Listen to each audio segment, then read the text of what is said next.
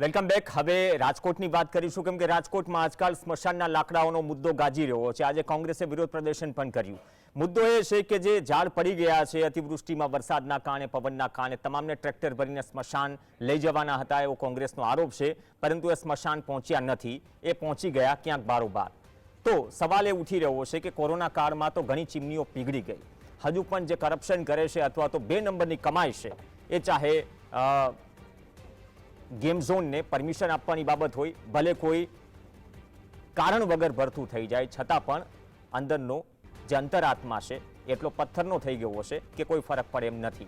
આ એ સ્મશાન છે અને રસીદો છે, જે રસીદો સાથે કોંગ્રેસે આરોપ લગાવ્યો અને એમ પણ કહી રહ્યા છે કે આ લાકડા જે આવવાના હતા ગાર્ડન શાખા તરફથી સ્મશાનમાં, એ પહોંચ્યા નથી. તો પછી આ બાબતમાં હવે મ્યુનિસિપલ કમિશનરે તપાસના પણ આદેશ આપ્યા છે. ગાર્ડન વિભાગનું કૌભાંડ હોવાનો આક્ષેપ છે.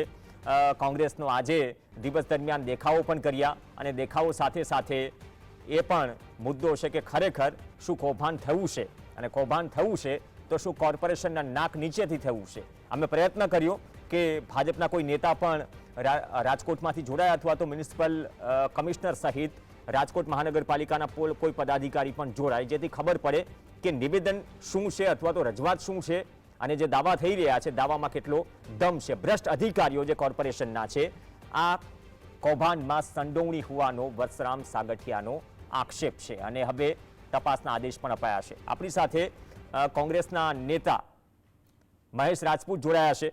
મહેશભાઈ, સ્વાગત છે આપનું. મહેશભાઈ, કેમ લાકડા, હવે તો શું સ્મશાનના લાકડા પણ નથી છોડાતા અને ગાર્ડન વિભાગ જે આક્ષેપ છે અથવા તો જે પહોંચ બતાવી રહ્યા છે, મ્યુનિસિપલ કમિશનરે પણ તપાસના આદેશ આપ્યા છે, તો આ લાકડા સ્મશાન નથી પહોંચ્યા તો ગયા ક્યાં?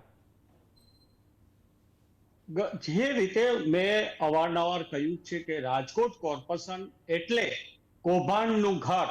જ્યાં તમે હાથ નાખો ત્યાં એક કૌભાંડ છે. આ લોકો એટલી હલકી કક્ષાએ અધિકારીઓ જઈ રહ્યા છે કે હવે સ્મશાનમાં પણ કેમ કૌભાંડ કરવાને, એ અત્યાર સુધી ક્યાંક ને ક્યાંક નાનું ચાલતું હતું. એના બદલે હવે આ ખુલ્લેઆમ ખબર પડી ગઈ લોકોને. તમે ગાર્ડન વિભાગ એટલે કેવો વિભાગ કે જ્યાં તમે છેલ્લા 10 વર્ષના એના ઓડિટ કરાવો ને એટલે ખબર પડે કે એ ગાર્ડન વિભાગની અંદર એકને એક રોડ ઉપર કેટલી વાર ઝાડ બાળી નાખ્યા, કેટલા નવા નાખ્યા. આ એક કૌભાંડનું ઘર એટલે બાગ બગીચા વિભાગ.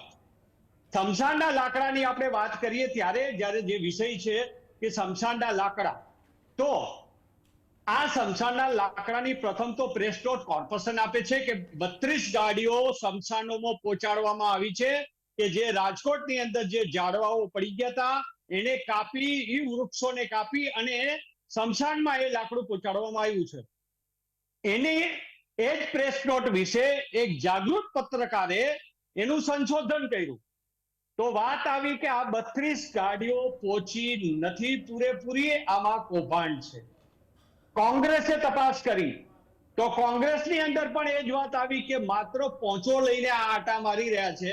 હવે કમિશનર પોતે જે વિભાગમાં જે વડા છે એ વિભાગના દ્વારા 32 ગાડીની પ્રેસ નોટ જાય છે. પછી હવે કમિશનર એવું કબૂલ કરે છે કે મારી પાસે 28 પહોંચો આવી છે. હવે 28 પહોંચો આવી છે. અન્ય એક આપના ઇલેક્ટ્રોનિક મીડિયા દ્વારા રાજકોટના સ્મશાનની અંદર ત્યાં રૂબરૂ જઈને એનો ઇન્ટરવ્યુ લેવામાં આવે છે કે તમારે ત્યાં સ્મશાનમાં કોર્પોરેશન દ્વારા આ છેલ્લા 5 દિવસમાં કેટલી ગાડીઓ લાકડાની આવી જે ગાર્ડન વિભાગમાંથી. ત્યારે એ સ્મશાનના સંચાલકો એમ કહે છે કે અહીંયા એક પણ ગાડી આવી નથી, જ્યારે એ સ્મશાનની 2 પહોંચ બતાવવામાં આવી છે. અચ્છા, એટલે તો ગઈ ક્યાં રાજપૂત સાહેબ, આ ગઈ ક્યાં ગાડીઓ? અને તમે એમ કહ્યું કે મ્યુનિસિપલ કમિશનર ના નેજા હેઠળનો આ વિભાગ છે. ગાર્ડનની હાલતો તો શું છે આપણે સૌ જાણીએ છીએ, તો આ લાકડા જાય છે ક્યાં? એ જ વાત છે કે બારોબાર લાકડું વેચાઈ જઈ રહ્યું છે. આ તો અત્યારની વાત છે અને આ લોકોએ આજ જ્યારે પ્રેસ નોટ આપી એટલે, બાકી તો બારોબાર કેટલા કૌભાંડો હોય ગયા ભૂતકાળમાં. આજ કોર્પોરેશનમાં બારોબાર જે ગાયો પકડાતી, ગાયો બારોબાર સપ્લાય થઈ ગઈ છે. એ આ રાજકોટ કોર્પોરેશન છે.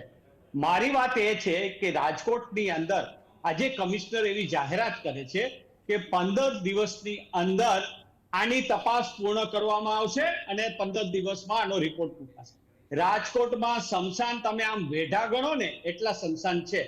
વેઢા ઉપર પૂરા એક હાથના વેઢાય ના પૂરા થાય એટલા સ્મશાન છે. હવે એ સ્મશાનની તપાસ કરવા માટે આ કમિશનર સાહેબને 15 દિવસનો ટાઈમ જોઈએ છે. એનો મતલબ જ એ છે કે આ ભૂતકાળમાં પણ અગ્નિકાંડની અંદર તો એસઆઈટી લોકલ થાય, સ્ટેટ એસઆઈટી થાય, પાછી એન્ટી કરપ્શનની એસઆઈટી થાય. રિપોર્ટ શું? તો કે 0.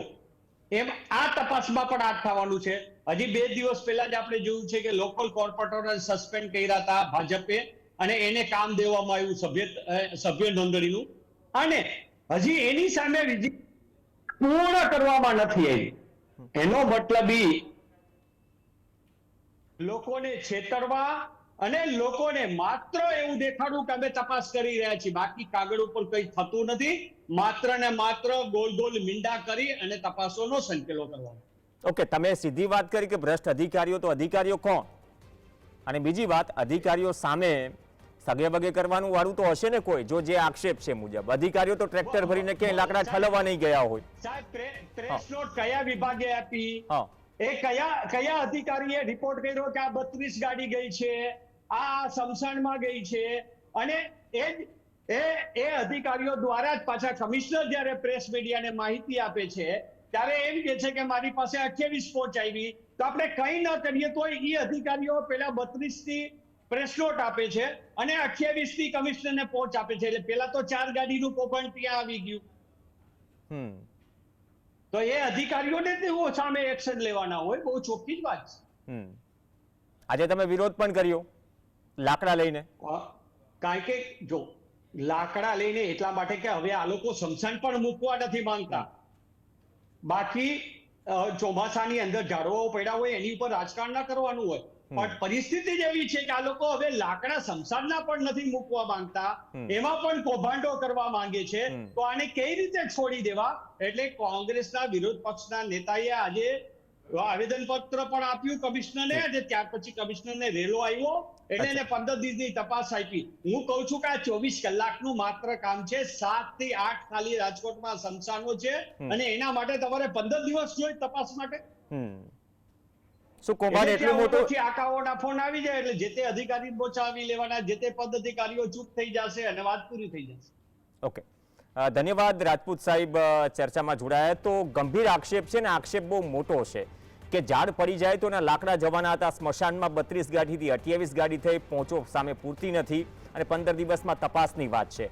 જો આટલો દમદાર આક્ષેપ અને ખરેખર જો ઓન પેપર સ્મશાને લાકડા ન પહોંચ્યા હોય, પુષ્પા 2 તો આવી રહી છે, થોડી મોડી છે, કદાચ કોઈ બોલિવૂડના ડાયરેક્ટરનું ધ્યાન પડી જશે અને આ ખરેખર કૌભાંડ ચાલી રહ્યું હશે તો કદાચ પુષ્પા 2ની જેમ વધુ એક સિરીઝ કે મૂવી પણ બનાવી શકે છે, એ પ્રકારની પરિસ્થિતિ છે. પણ આમ આદમીને પણ સવાલ થાય કે જે સ્મશાનોમાં ભર કોવિડમાં ચીમનીઓ પીગળી ગઈ હતી, લાકડાઓ મળી રહ્યા ન હતા, અને જે લાકડાઓ ભારે વરસાદના કારણે પડી ગયા, જવા જોઈએ સ્મશાનમાં સારા કાર્ય માટે, જો એમાંથી પણ કટકી થાય તો પછી બની ગયા વિશ્વગુરુ.